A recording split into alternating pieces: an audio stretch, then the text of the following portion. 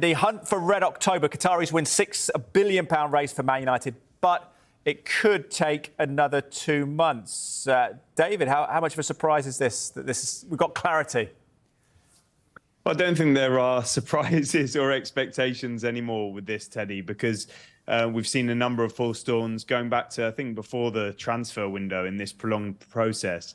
It seemed one moment the Qataris were ahead, and then the next moment it was Ineos, and then the whole process seemed to be paused. And there was a consensus that this will get some sort of resolution after the transfer window. And so Neil Custis's piece in The Sun would point towards that, although even a bit longer, October. Personally, I don't know of there being an outcome just yet. And so it's really interesting report tonight from The Sun. And it would finally, if it happens, provide some proper clarity for Manchester United. Because it's affected their transfer market. It's affected so much discourse around the club. There's been a lot of uncertainty. Of course, the Qataris, Sheikh Jassim, are going for the 100% buyout of the club. The Ineos, Sir Jim Ratcliffe bid is slightly different in that they would take a stake and try and build it up over time. There are other smaller investors too. And the big unanswered question in all of it is whether the Glazers really will sell when push comes to shove. And so far, we haven't had an answer on that, but perhaps we are getting towards it now. Yeah, Neil Custis reporting this story in The Sun, and he says the Qatari royal has fought off rival bidder British billionaire Sir Jim Ratcliffe, who was willing to allow the Glazer family, as David says, to retain a stake in the Red Devils.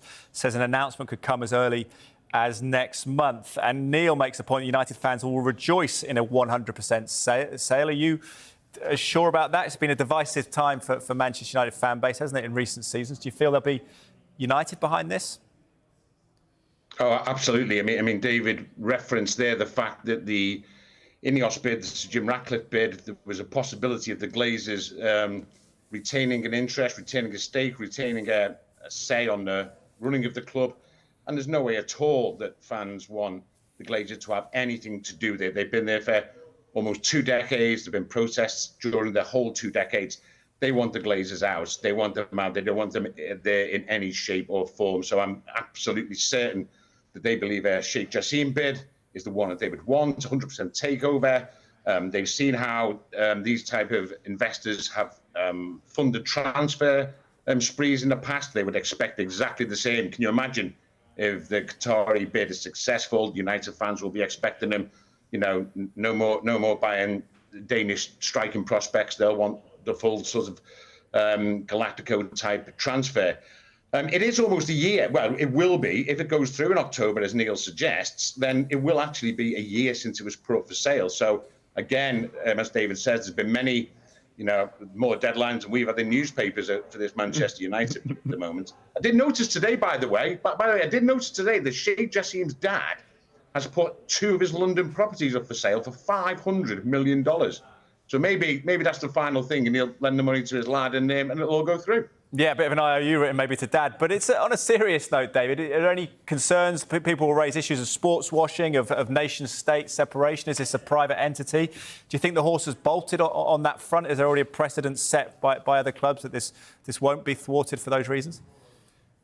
Well, it's one thing whether it would be thwarted or not, but it's quite another about potential resistance, because there will be a number of Premier League clubs who won't be happy about this. And I've reported on that in the past, because they rail against this notion of nation state-owned clubs, and they feel another coming into the Premier League after Saudi Arabia at Newcastle and Abu Dhabi at Manchester City is going to cause real problems for the competitive balance of the league and their own chances of success and progress. That may be a little bit self-centered, but it is a sentiment that exists. And then there will be concerns about Qatar's human rights record and the sort of issues we saw around the World Cup. It's a particularly sensitive time at Manchester United after what's happened with Mason Greenwood. And separately, there would be sort of issues to discuss on this and fierce scrutiny around it too. So that would be another test of the Premier League's owners and directors assessments, which have been tightened up in recent times. But let's see if it gets there. If it does, it's obviously an enormous story. Andy, final thought. Historically, one of the richest clubs. Do you feel they need this kind of ownership model? You mentioned the Nation-State Association. Is that the level now for the Premier League to be competitive? Well, I don't think they particularly need that type of model. And I do think it has its issues that David has just put forward then. But what I think, again, going back to my original point, what they need is an ownership that has a greater respect from the fans, seems to have a greater idea of the direction the club is going in, seems to want the club to be successful, not just so that they can take off their dividends on the New York Stock Exchange, which is what the Glazers are perceived as doing. Anything but the Glazers, I think, is the answer to that, Teddy. That's what most United fans will want anyway. OK, yeah, we'll see how that situation develops. Nice to hear some movement, at least from Manchester United fans' perspective.